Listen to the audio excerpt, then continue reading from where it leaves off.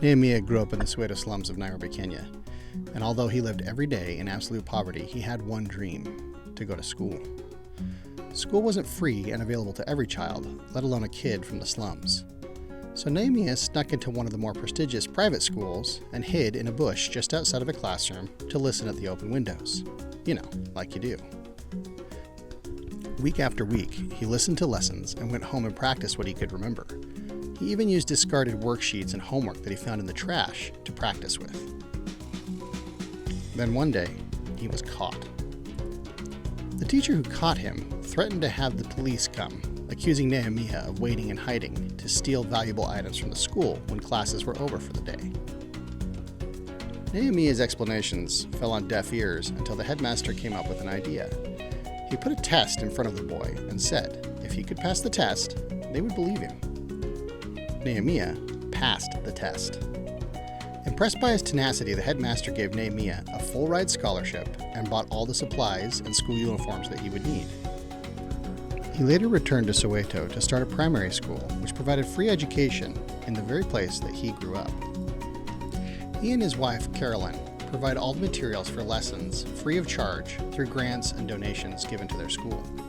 They even have a boarding house for children who don't have support or who've lost their parents. They staff the boarding house with locals from the slums, thus they help lift adults out of poverty as well. The only thing he asks of his students is that they get their own uniform, a blue top over blue pants. The logic being that students will care more about their education if they're asked to contribute to the cost in a significant way. I was 17 when I met Nehemiah. I had the opportunity to go to Kenya on a humanitarian mission to help build 2 additional classrooms for the now overcrowded school and to paint and decorate the local orphanage with the help of the Warm Hearts Foundation and Reach the Children.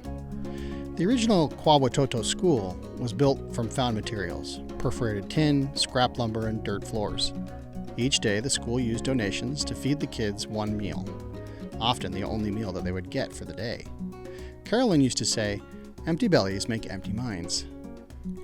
We would work while the kids were in class, but when they would come out for recess, work would stop, and we would play games and interact with them.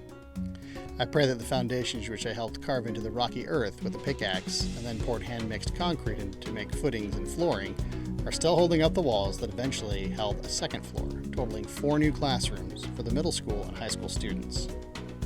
Actually, I'm not even sure if it's still in use. A Google search of the school brings up a building that I don't recognize, but it has been 20 years since I was there, and a lot can change in that time. I wish I could say that as a result of my experience with Nehemiah and Caroline, I never complained about school again, but I did.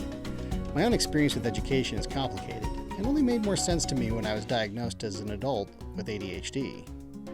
But I was changed by my time in Kenya. I learned a lot about resilience in that month that I spent there.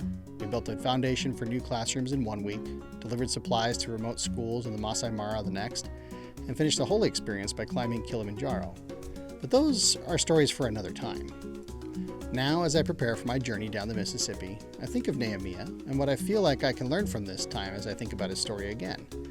Resilience allows us to see what's important enough to fight for. It gives us the tenacity to pursue dreams and then requires us to give back. High expectations and meaningful participation. Nehemiah's story is also the story of a generous headmaster who saw the potential in an incredible young boy who had to eavesdrop for his education. It's also the story of countless young lives that were forever altered because this headmaster tested Nehemiah and gave him the opportunity to become a teacher who would go on to offer free education to any child who wanted it. Thank you for being here with me today. Please like and follow for more stories and more lessons on resilience as I prepare for my journey down the Mississippi River. I'm grateful for you.